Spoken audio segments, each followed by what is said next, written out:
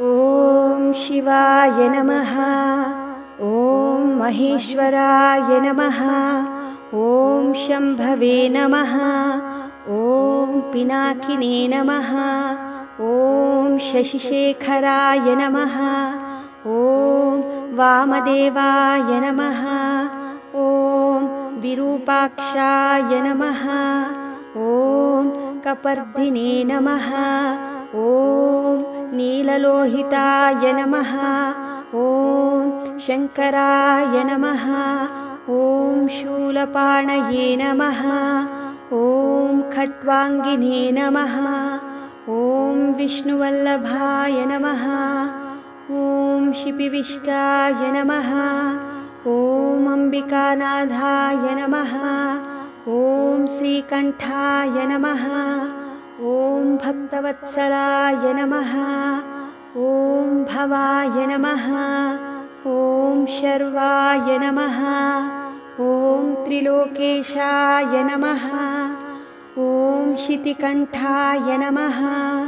ॐ शिवप्रियाय नमः। ॐ उग्राय नमः। ॐ कपालिने नमः। ॐ कौमारये नमः। ॐ अन्धकासुरसूदनाय नमः। ॐ गङ्गाधराय नमः। ॐ ललाटाक्षाय नमः। ॐ कालकालाय नमः। ॐ कृपानिधये नमः। ॐ भीमाय नमः। ॐ परशुहस्ताय नमः। ॐ मृगपाणये नमः। ॐ जटाधराय नमः। ॐ कैलासवासिने नमः। ॐ कवचिने नमः। ॐ कठोराय नमः।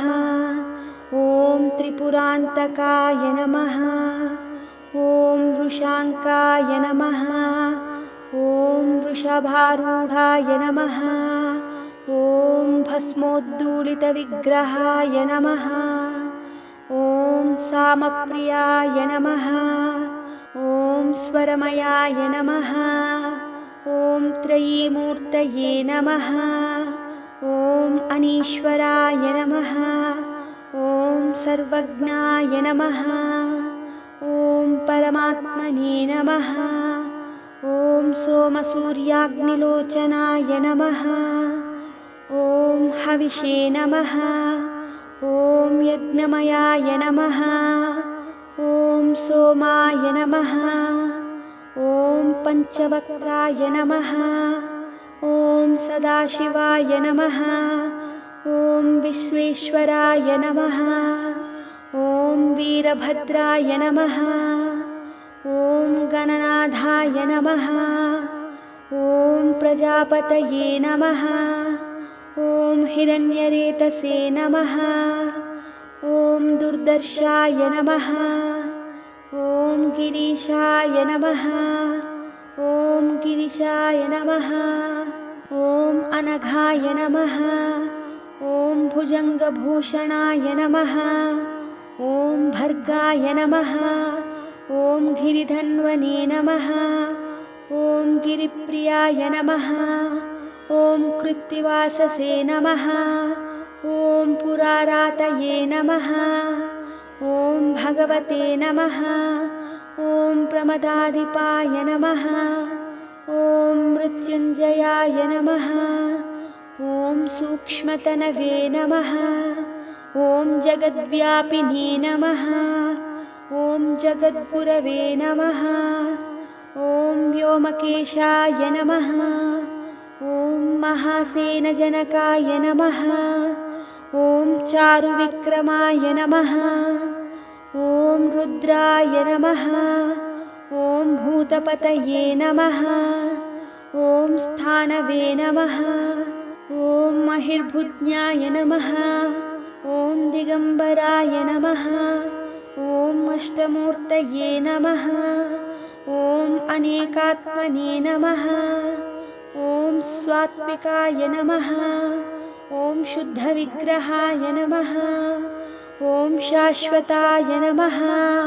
ॐ खण्डपरशवे नमः। ॐ अजाय नमः। ॐ पाशविमोचकाय नमः। ॐ मृढाय नमः। ॐ पशुपतये नमः।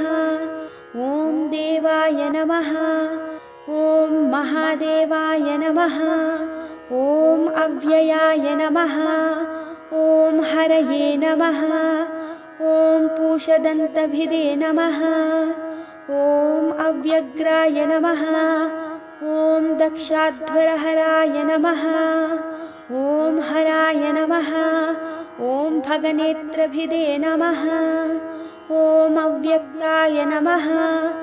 ॐ सहस्राक्षाय नमः। ॐ सहस्रपादे नमः।